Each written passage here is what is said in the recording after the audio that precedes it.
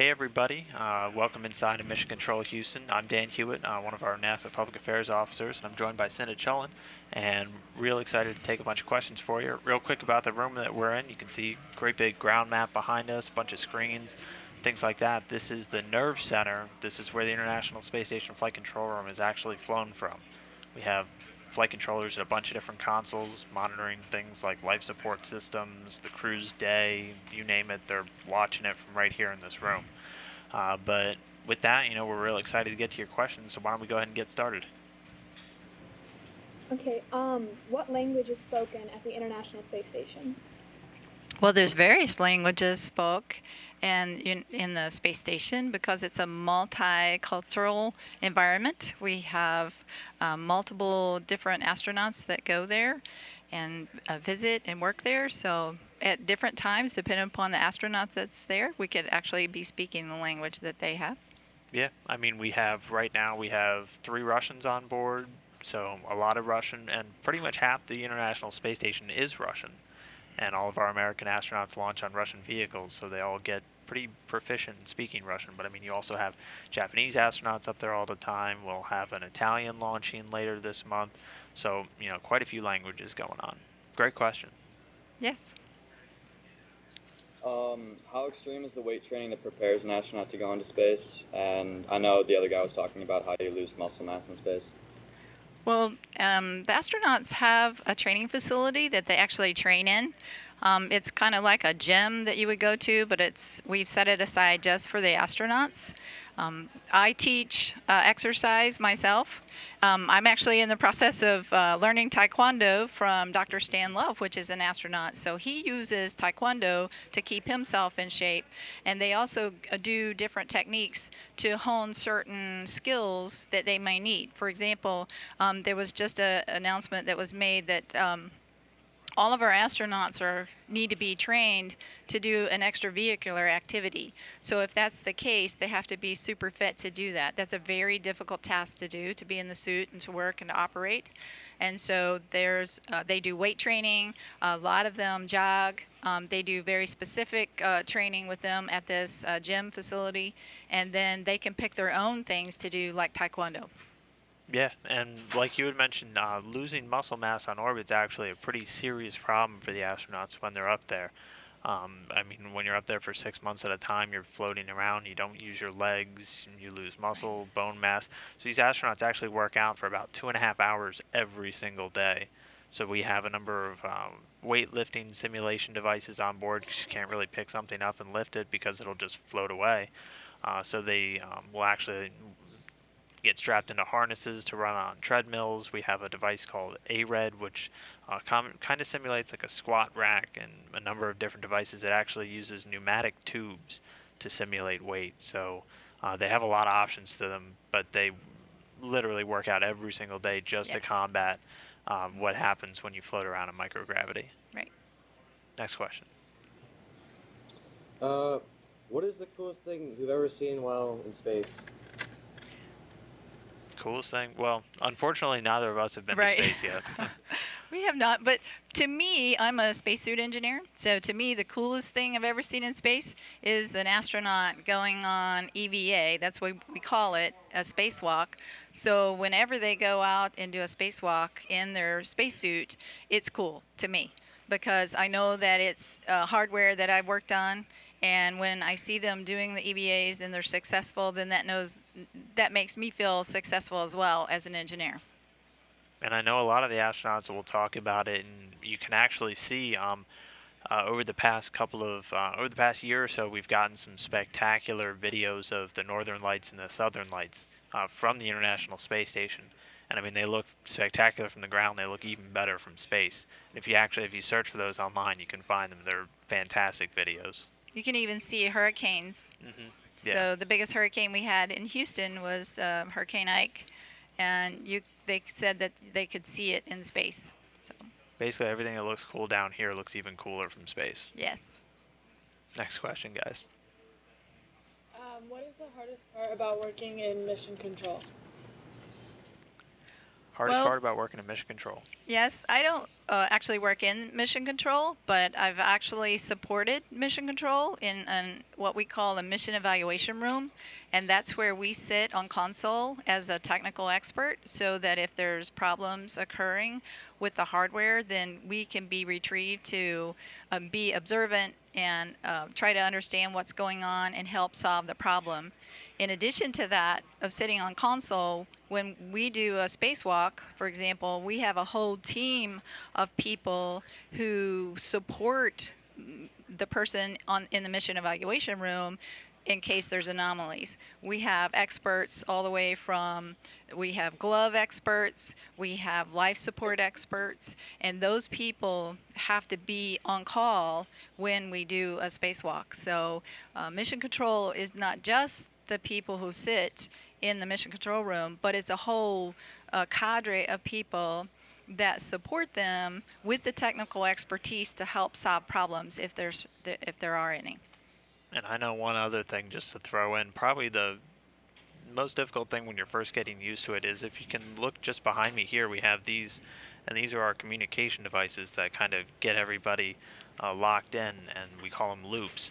And at any one time, you could have 4 or 5, 6 loops punched up and have 4 or 5 conversations going on in your head at the same time.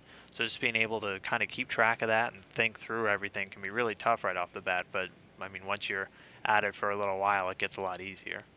Right. You have to wear headsets like we're wearing today to listen to those lectures or the information that's coming across the console. All right, next question. Can you describe what a day in your life is like with the careers that you have? A day in life of the career that I have? Well, like I said, I'm a spacesuit engineer, and as a matter of fact, I specialize in life support, and my specific responsibility is I'm in charge of the hardware to remove the carbon dioxide from the spacesuit. So when you're breathing, you're expiring carbon dioxide, and that chemical is hazardous to your health. You cannot sustain life with it in your suit, and you probably learned that in chemistry. So what we have to do is supply the oxygen and remove the carbon dioxide. And so the coolest thing is that for me as an engineer working on a life support system is that for the first time in over nearly 40 years, we are building a portable life support system in our laboratory. And I work in that laboratory to help assemble the hardware, and we're doing it all in-house. In the past, the NASA experts have written the requirements, and we've hired a contractor to actually build and assemble the hardware. This go around, our advanced spacesuit, we are assembling the prototype hardware in our laboratories. And just this past week, we did the final assembly of our very first prototype packaged portable life support system. We call it a PLIS. And so the whole team was extremely excited. But my job, Very cool. I do all kinds of things. I help, we can't do everything, so we do have contractors that support us. Those are skills that maybe we don't have, and we help. We buy some hardware from them. We bring it in. We build some and design some hardware ourselves, and then we integrate it. So we do systems engineering, we do design engineering, and so we have a whole cadre. So I have a really cool job. Yeah. My job is to hear about cool jobs and then talk about space. So Yeah. really cool stuff. If you guys are ever going to be interested in, building space equipment, building a spacesuit, Right. stuff like that, think about coming to NASA. Yes, it's great. All right, next question. Were there any missions that you failed? Any missions that have failed? Yes, there have been. One of the things with spaceflight is it's inherently dangerous. I mean, when you talk about just a space launch, you're talking about strapping human beings to a controlled explosion, sending them miles up into the air into an environment that if you were to be exposed to it for even a short period of time, you would die. So it's inherently one of the most dangerous things humanity has ever done. And with that, you have to take certain risks, and sometimes things have failed. There were 2 space shuttle missions which resulted in a loss of the crew. And then there was a fire back in the Apollo days where a crew was lost during a testing of the Apollo 1 capsule. So it does occur, but again, that's just kind of part of what spaceflight is. It's always going to be dangerous, but the risks always are worth it. You know, we're moving humanity out, we're developing amazing technologies, we're doing things that have never been done before. So you have to be willing to kind of take that precarious step in that direction if you're going to be able to accomplish everything that we've accomplished. Yes, and I would say failure for us is, we have to always be cognizant of the spacewalks and monitoring every detail. We've had failures in components on our portable life support system and in the suit, and we have, like I said, a cadre of people that help try to resolve that on orbit. We have resolved failures on orbit. We have resolved failures while we're doing spacewalks. And so that's why it's very good to have these experts there to help solve the problems. We've had failures where we've had to terminate the spacewalk and bring the hardware inside and then bring it home to repair it so that we can use it again. Yeah. So failures just bring opportunities to work through it and learn something new. Right. All right, next question, guys. All right. I know it was a while back, but what was the hardest part about the Mercury project? Hardest part about Mercury? I'm not sure I can answer that. Well, I think one of the things is we were really just getting started in the space program, especially for the suits, for the spacesuits. It was the early phases of the spacesuits, and we were transitioning from the development of the spacesuits originated from high altitude aircraft from the Air Force. And so we took those, and in the Mercury program, we did some development that integrated the work that was done in the high altitude suits. And so I think that that was, for us, that was a monumental phase for spaceflight, because we started looking at what we could do with high altitude suits to integrate it into spacesuits. And I mean, really, that kind of applied to the whole program in general. As you said, we were just kind of getting started. So, I mean, at first you were launching humans on rockets, which up until that point had only launched missiles. And I mean, it was really the first steps that we had ever taken towards putting human beings in space. So you really want to talk about starting from scratch. You had to figure out how to do everything. So it was really a great learning step for NASA and just human spaceflight as a whole. All right, next question, guys. Are there any plans to expand the ISS? I'm sorry, we didn't quite catch that. Are there any plans to expand the ISS, International Space Station? On the U.S. side of everything, we're done constructing it. It's in its full mode. But any side doesn't matter. But the Russians, though, are planning on launching a new laboratory module later this year. I think in December. Right now, they're targeting it. But as of right now, it's pretty much construction complete. The station right now weighs almost 1 million pounds. Has enough room inside to equate to basically being a 3-bedroom house. So it's very large. If you laid it down on a football field, end zone to end zone, it would fill up the whole thing. So it's a pretty big spaceship right now. One of the things I would add is that they have come to us to evaluate how long the spacesuit would last to support this space station, and we have good faith that the suit will support it to 2020. But they've also asked us to look at what would it be to support it all the way to 2028, and so we have done those calculations and looked at the hardware, and so I think Space Station is looking at really trying to build a brand new spacesuit, and we're funded by advanced development to do exploration, and so we are just now really collaborating with Station on an advanced suit that they may be able to synergize some of the learning that we've had on the advanced development suit that might be able to carry over into a Space Station suit in case we do extend the station longer. All right, great question. What has been the most failed mission control has experienced? Most failed mission control has experienced? Yes. I mean, you could almost say, I'm sorry, was it the most failed mission that mission control has experienced? Just want to clarify. Yes. Okay. Well, you could probably talk about Apollo 13, which, I mean, that was not only what started off as a failure, but eventually turned into one of NASA's finest moments. I mean, you had astronauts being sent on their way to the moon 250,000 miles away. An explosion happened in one of the oxygen tanks. You literally had a huge chunk of the spacecraft blow off into space while they're traveling almost 20,000 miles away from Earth. And then Mission Control worked through to come up with a number of workarounds to do things like removing carbon dioxide from the Right. breathing atmosphere, which is so important. I mean, they really had to work to basically bring these astronauts home on no power, no breathing air, no resupply, no anything. And so that was a very, very difficult mission, but it ended up being, again, one of NASA's finest hours. Yes, I agree. Great question.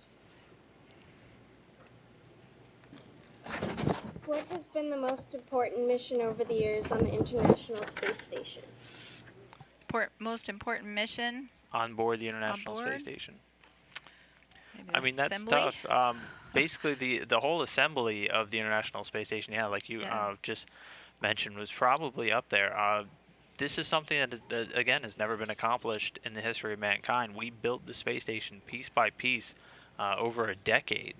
I mean, you're launching parts that were constructed all across the globe by different space agencies from different companies, and you managed to work with all of those various national governments and contractors and companies, things like that, to build this massive space complex, which is manned 24/7, 365 by astronauts, a crew from all over the world.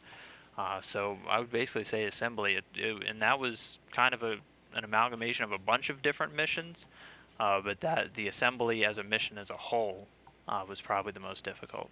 And it was very complicated at the beginning because the configurations changed over the years in the planning. And so to get it going was very difficult too. And then once we got it assembled, everyone's very proud of that, what we have in space right now. Great question. Let's get the next one. What is the future of the International Space Station and how long will it be functioning?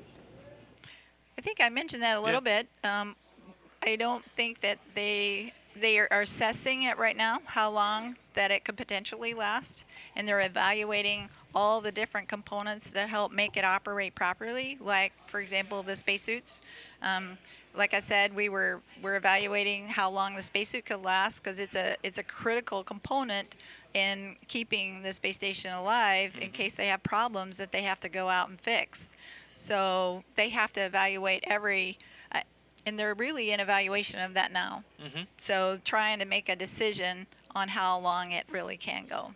Yeah, right now we know at least until 2020, but like you were saying, a lot of the systems on board are certified to last until 2028, and some even longer. Right. So it could be up there for quite some time. All right, next question.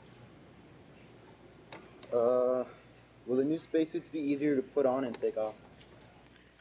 What? New spacesuits be easier to take on or put on and take off? I think so.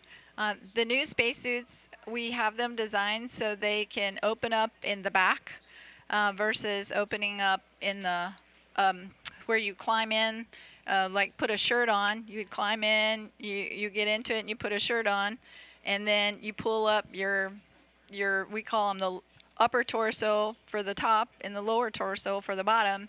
And the hard part about that is you actually have to have another astronaut to actually help you assemble the hardware when you're in space. So you always have to have the person getting in it and the person helping. The new spacesuit will work a lot different than that. It will be a contiguous suit on the soft side of the suit, and then the portable life support system will still be on the back, like the system like the spacesuit we have today, but the hatch will open from it'll be on your back, and it will open up just like a door, and the portable life support system will be in that door, and you can actually crawl into the spacesuit yourself. Now there will be some manipulation that someone will have to do, an astronaut will have to do on the inside, but it won't be as rigorous as it is today. So it should be a lot easier. Great question. Yeah, and I have examples of some spacesuits if you want to. If you'd like to take a look at them. Since we're on the topic of spacesuits, I brought some things with me today. This is the coolest piece of hardware that we use in space, and I like it because I can say it's the astronaut's underwear. So it is a, if you can take, if you can see it, and then you can't see it probably from your, you see there's a crisscross in the back.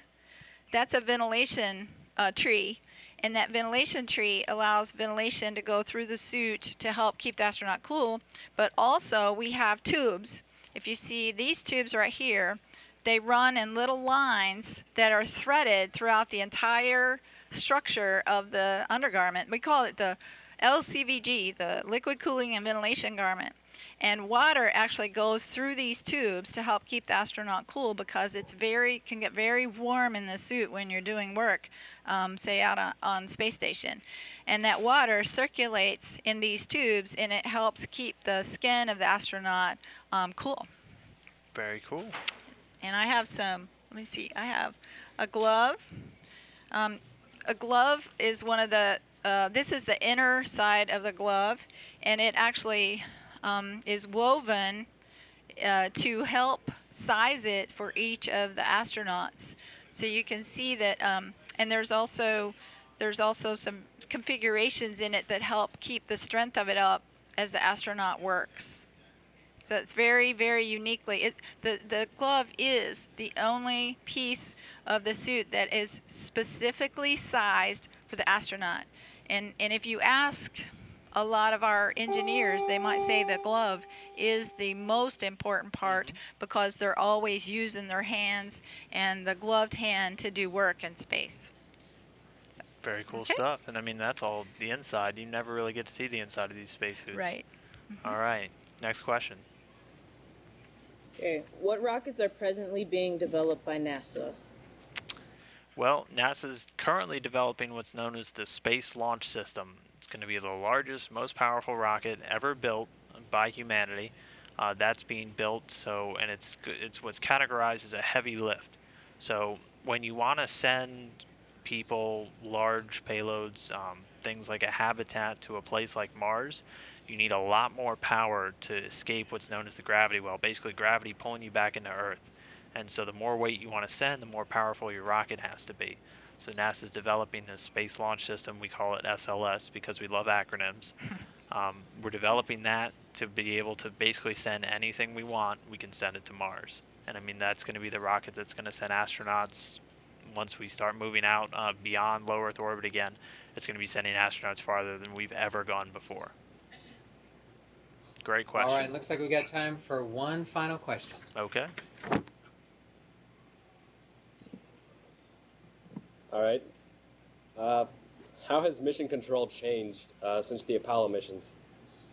It's actually changed pretty significantly. I mean, if you look behind me, you'll notice the computer screen is just kind of like a regular LCD monitor. Back in the Apollo days, you had these massive, massive console systems that used cathode ray tubes and mechana, and they actually had their email system. Was literally just a tube that you stuck through, went down to a mailroom, and they would send that to each other. So it's changed drastically as we get better computers, we get better systems, but it's changed quite a bit. And actually, we're building a new mission control center, which will look even more different than this one. They're doing away with the great big consoles, and it's basically just going to be a bunch of computer screens that are going to be running all of our vehicles. All right, well, I think that's all the time that we have. You guys had some great questions. I hope we were able to teach you a little bit. But thanks for stopping by Mission Control, and hope to see some of you as astronauts in the future. Absolutely. So good to hear from you guys from Naperville. I'm an Illinoisan myself. I went to SIU, and so I volunteer for this effort today because you guys were from Illinois, and hope to see you guys pursue engineering or scientific degrees to help support the space program. Okay. Thanks a lot, guys.